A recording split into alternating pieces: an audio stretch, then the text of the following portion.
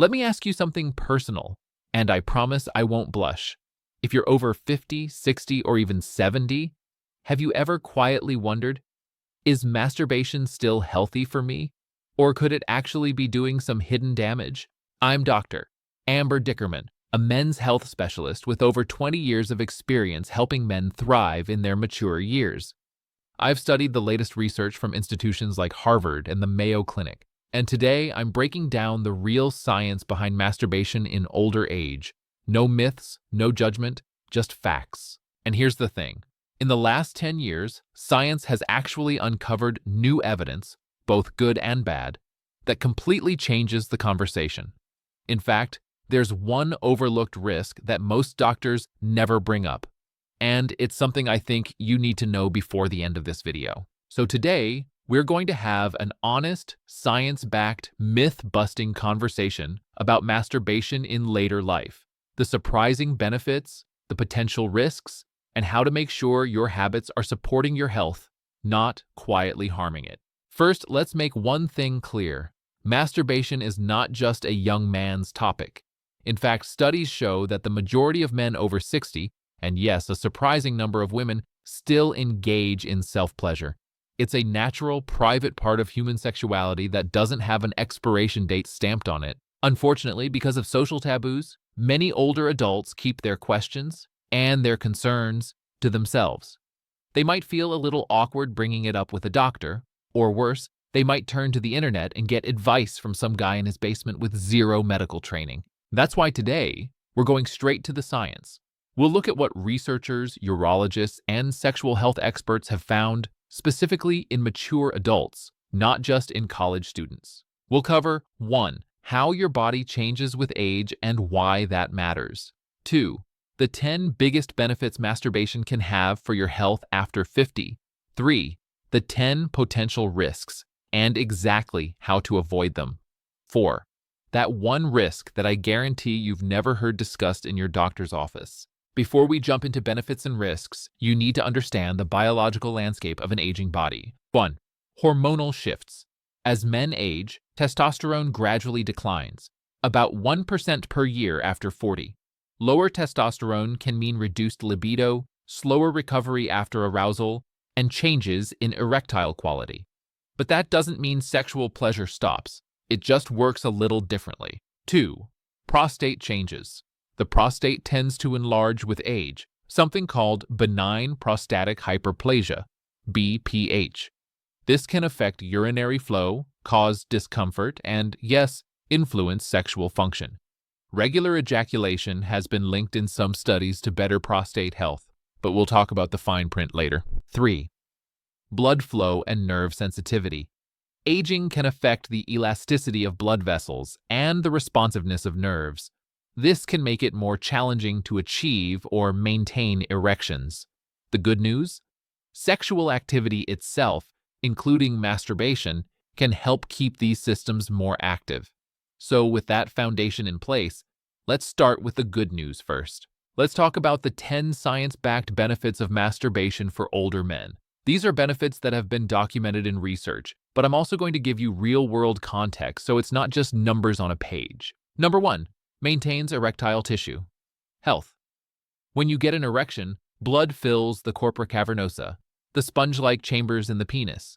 Think of it like taking your car for a drive so the battery doesn't die. This exercise helps maintain tissue elasticity, which can reduce the risk of erectile dysfunction over time. Number 2. Supports prostate function. A Harvard study found that men who ejaculated more frequently, around 21 times a month, had a lower risk of prostate cancer. The theory is that it helps flush out potentially harmful substances from the prostate ducts. Number 3. Benefit. Strengthens pelvic floor muscles. During orgasm, muscles like the pubococcygeus contract. These are the same muscles that help with bladder control and erection quality. In other words, a strong pelvic floor is your silent ally. Number 4. Lowers stress hormones. Orgasms trigger a drop in cortisol, your body's primary stress hormone. Lower cortisol can help reduce blood pressure, ease anxiety, and even improve your immune response. Number 5. Boosts mood and connection chemicals. Dopamine, oxytocin, serotonin, these feel-good chemicals flood the brain after orgasm. Even if you're alone, your brain gets a positive emotional reset. Number 6. Benefit.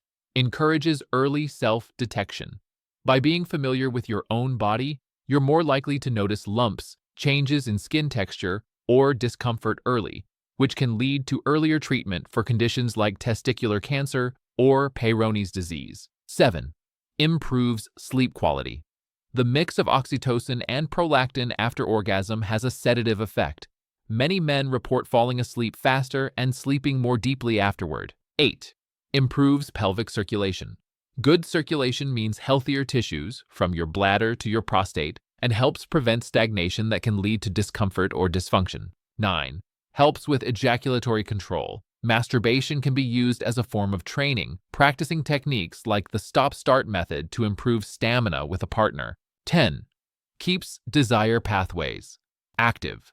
Sexual desire starts in the brain. Regular sexual stimulation keeps those neural pathways firing, which helps maintain libido even if you don't have a partner. Let's talk about 10 risks and how to avoid them. Now, let's be fair. No habit is perfect.